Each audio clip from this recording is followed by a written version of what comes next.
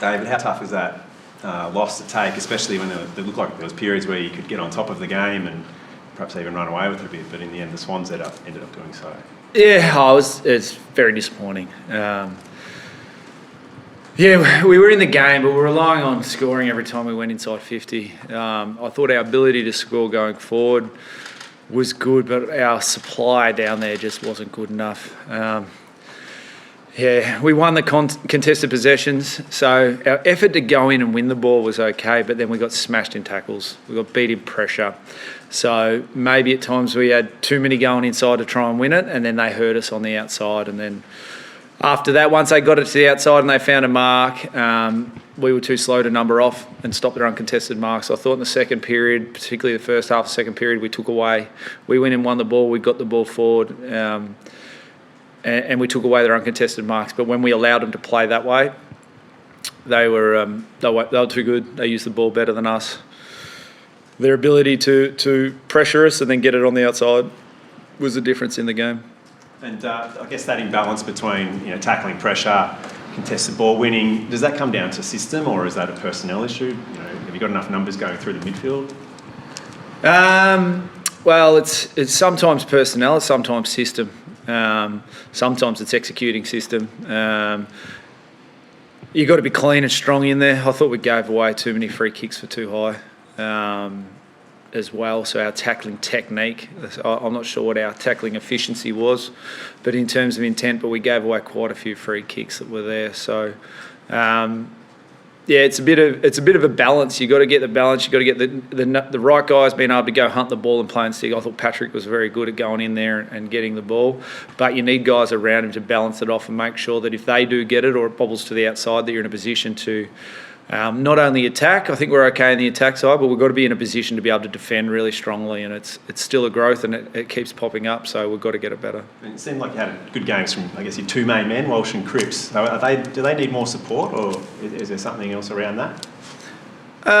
We need an even spread. I thought Harry had a lot of shots on goal, was good. A couple of our backs. I thought Jones's battle with Franklin was quite entertaining. I thought it was great to see two Aboriginal boys in Sir Doug Nicholls around go at it and compete the way they did. Buddy got a few, but I thought Jones held his own really well. I thought it's a great advertisement for the game, seeing those two. You probably, when you think of Aboriginal players, they're often the smaller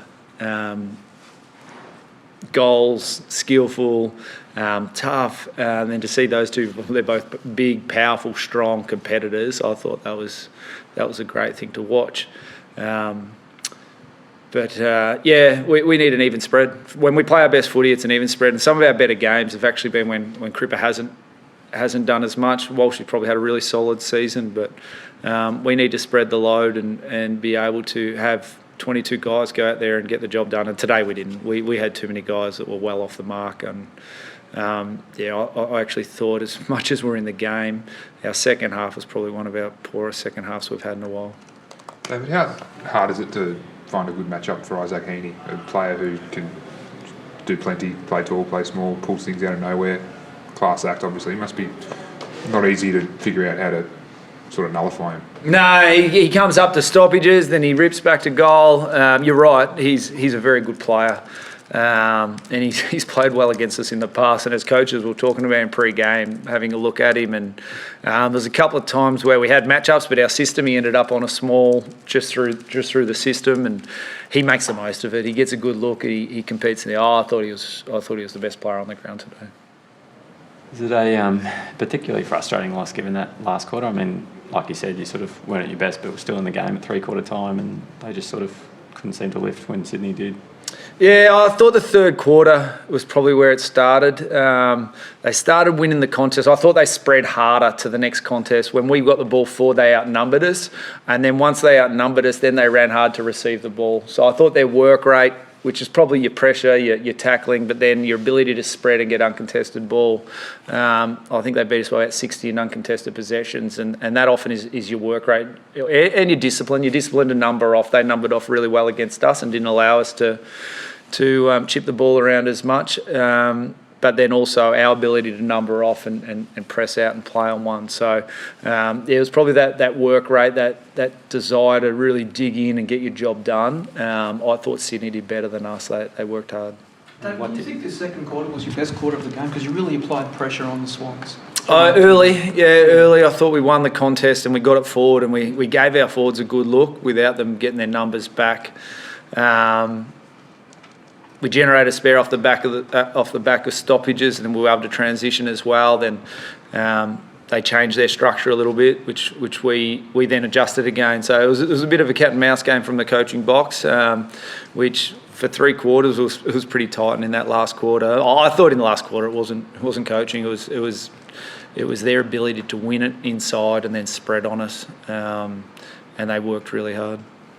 What do you say to Harry after a game like that? I think it was 3 goals, 5 in the end. Sort of obviously put himself in really dangerous positions, took a lot of good marks, but just couldn't finish a couple of the shots. Yeah, I say keep getting the shots. He's been pretty accurate for us this year. I think he had 1 game early in the year and similar, everyone jumped up and down, and then since then he's been really, really accurate.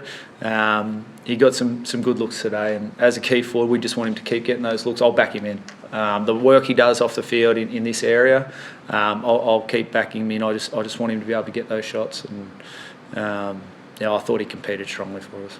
Is there anything about you like to see use a banana or a snapshot from a set shot at times? Is there anything about that? Would you prefer him just to stick to the one? Nah, he's got a really clear plan of what he does and where. His snaps this year, accuracy-wise, have been very good. He knows in each part of the ground which kick he's going. As long as he commits to that kick, that's all I care about.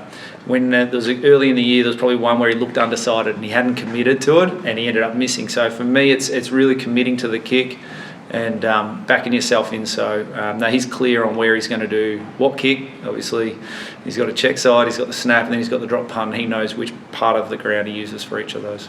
What about Jack Silvani's game tonight, Dave? Yeah, he competes hard. He does. He gives us a contest, and he's a real passionate player. He plays with real pride in the way he wears the jumper, and I thought he competed strongly.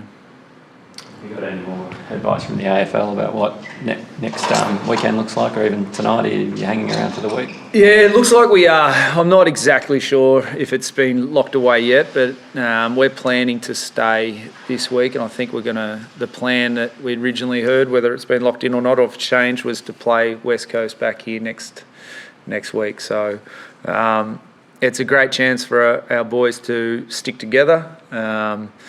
On the flip side, we really appreciate the families and partners back home and the work they're doing, some of them young families, young kids, and so we really appreciate what they're doing to allow us to stay here, but it's a chance for our players. We need to bond.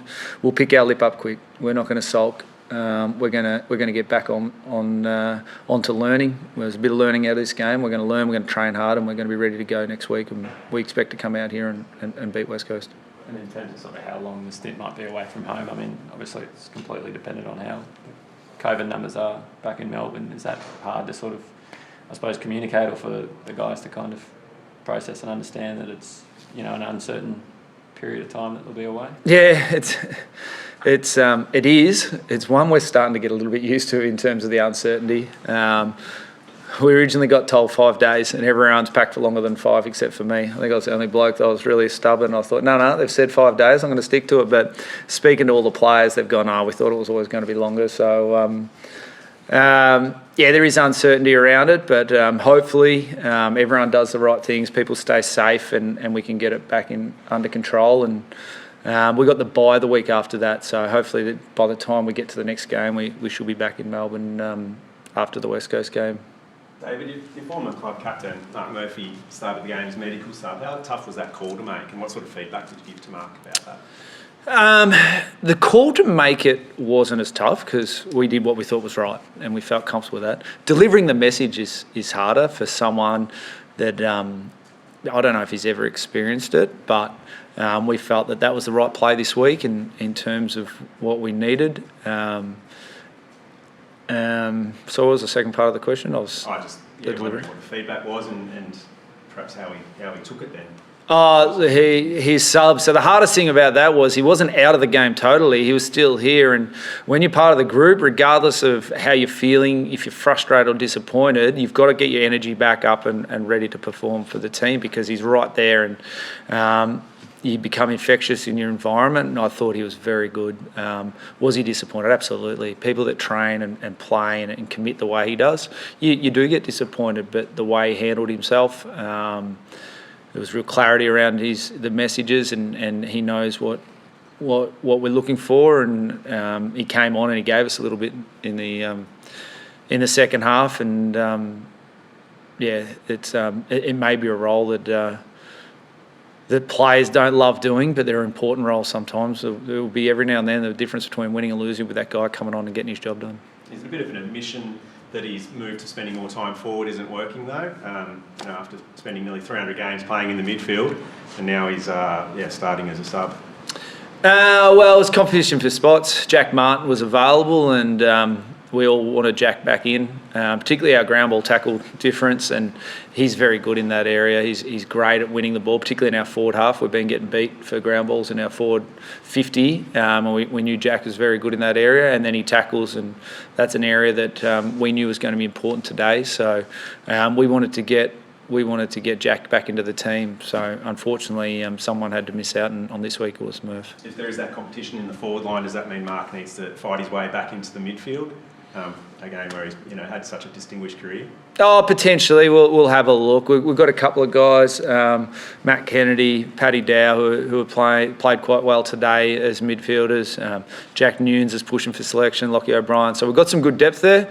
We're just looking for who that guy is, who are the next ones that are stepping up and are going to lock down a spot in the senior side, and we might have to give a few guys a go to see who that is, but we'll keep working hard to find our best 22s. Mark's competing with those sorts of we still see Mark as someone that's in there, and if he's playing well and if he's in form, then we pick the team. We go there to win, and we're picking a team to win each week, and there will come a stage where if you get two guys on level pegging, you generally go the younger guy. But if one of the older players is ahead of the other guy, then we're picking the team to win. We're here to win. We go expect and win. We expect to play well and get our job done next week and get the result.